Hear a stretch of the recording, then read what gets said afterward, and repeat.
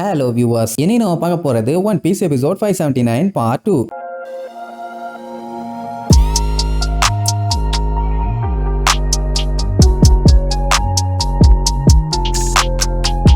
Open பண்ணா போன பாட்டுல நம்மளுக்கு யாரெல்லாம் அந்த தீவுக்குள்ள போகணும்னு சொல்லி பேப்பர்லாம் குளிக்க போட்டு கடைசியில ஒரு குரூப் வந்தா இல்ல சஞ்சி அந்த ஷெல்ஃபிஷை நல்லா குக் பண்ணி எல்லாத்துக்குமே சாப்பிடறதுக்கு ஒரு பொட்டலம் கொடுப்பான். லூஃபிக்கெல்லாம் சந்தோஷம் தாங்க முடியல. அந்த டைம் நமி என்ன பண்ணுவா, மில்கி ரோடுன்னு சொல்லி அந்த ஸ்கை ஐலாண்ட்ல ஸ்கை ரோடெல்லாம் இருந்துச்சுல்ல அதே மாதிரி ரோட கிரியேட் பண்ணுவா. எல்லாருமே அவ ரோட கிரியேட் பண்றதை பார்த்துட்டு வாய பொலந்துருவாங்க. ஒக்காமாக்கா கிளவுடையே பார்த்தா கிரியேட் பண்ணிட்டா. ஸ்கை ஐலாண்ட்ல இருந்ததை அப்படியே டிட்டோவா ஜெராக்ஸ் எடுத்துட்டாயா, சூப்பர்மா, உன்னால இதெல்லாம் பண்ண முடியுமான்னு பாராட்டுவானா. தம்பி, இந்த கிளவுடு கொஞ்ச நேரத்துக்கு தான் ஸ்டேபிளா இருக்கும், அதனால சட்டை புட்டுன்னு கிளம்புற வழியா பாருங்க.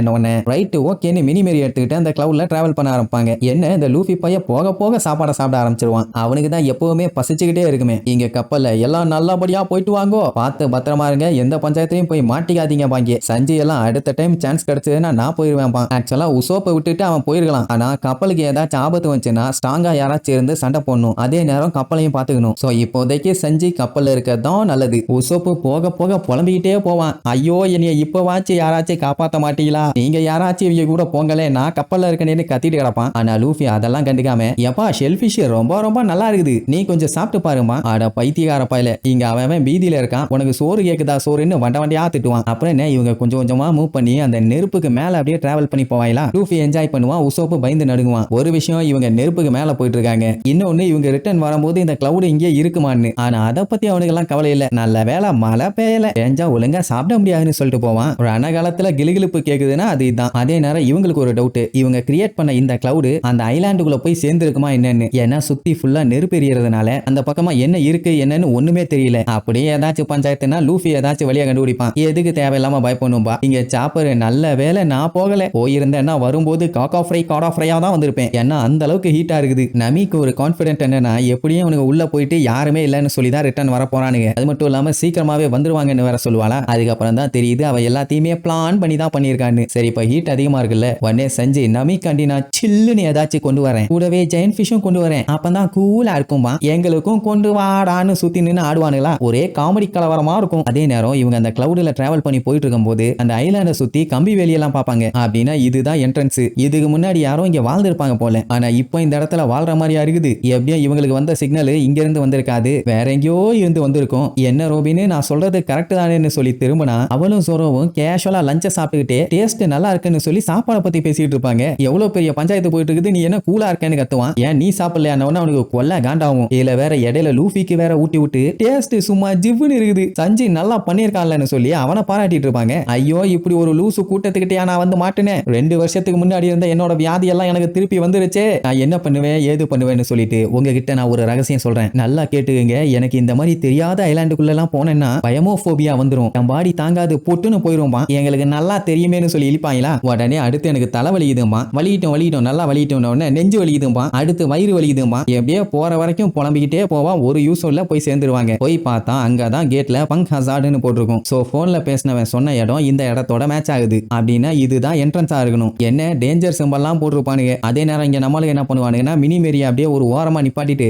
அடுத்து என்ன பண்ணலாம்னு யோசிப்பாங்க. என்ன நெருப்புல அது எரிஞ்சிடக்கூடாது இல்ல. இப்ப இவங்களுக்கு என்ன டவுட்னா, அந்த எமர்ஜென்சி சிக்னல் இதுக்குள்ள இருந்து தான் வந்திருக்கா இல்ல வேற எங்கேயாச்சும் இருந்து வந்துச்சான்னு டவுட். அங்க இருக்க போர்டெல்லாம் பார்த்தா இந்த ஐலாண்டுக்குள்ள யாருமே போறதுக்கு அலவுட் இல்ல. வேர்ல்டு கவர்மெண்ட்டும் நேவியும் இந்த இடத்துக்குள்ள மக்கள் போக கூடாதுன்னு சொல்லி தடை செஞ்சிருப்பாங்க. உடனே உசோப்பு இதையே ஒரு காரணமா சொல்லான்னு, அப்படின்னா இதுக்குள்ள இருந்தானுங்கன்னா கண்டிப்பா அவனுங்க கவர்மெண்டோட ஆளா தான் இருப்பானுங்க. ஐயோ, அவசரப்பட்டு இங்க வந்துட்டோமே. சரி, இப்போ ஒண்ணு கெட்டு போல, வாங்க ரிட்டர்ன் போவோம். அதான் டேஞ்சர்னு சொல்லி பூட்டு போட்டாங்களே, எப்படி உள்ள போறது, அந்த வழியா பார்த்து போறதான் புத்திசாலித்தனம். நான் புத்திசாலித்தனமா போறேன்னு சொல்லும் போது ஜோரோ ஆப்போசிட் டைரக்ஷன்ல போவான். என்னடா என்ன பண்ண போற, முட்டாள்தனமா எதுவும் பண்ணாதடா, வேண்டாம்டா வேண்டாம்பா. அடுத்த செகண்ட் கத்தி எடுத்து 2 வெட்டு, அவ்வளவுதான், கதவு அப்படியே பீஸா விழும். இப்போ ஓபன் ஆயிரத்து போலான உடனே உசோப்புக்கு இவங்களை என்ன சொல்லி ரிட்டர்ன் கூப்பிட்டு போறதுன்னே தெரியல. சரி வந்துட்டோம், போய் தொலைவன்ட்டு கூடவே போவான். சரியான ஹீட்டு, பாடி எல்லாம் வேர்த்து ஊத்துது, அதனால சட்டையெல்லாம் கழட்டி போட்டு தான் போவானுங்க. ஏன் நம்ம ரோபினே மேல போட்டுருக்க துணியை கழட்டிட்டு தான் போவா. உசோப்பு எப்படியாச்சும் இவங்களை தடுக்கணும்னு சொல்லி, எப்பா அவங்க டேஞ்சர் சிம்பிள் போட்டிருக்காங்க, உள்ள போனா அது கிரைம், அப்புறம் நம்மளை கைது பண்ணிடுவாங்கம்மா. அதுக்கப்புறம் தான் யோசிப்பான், ஆமா நம்மளே பைரட்டு,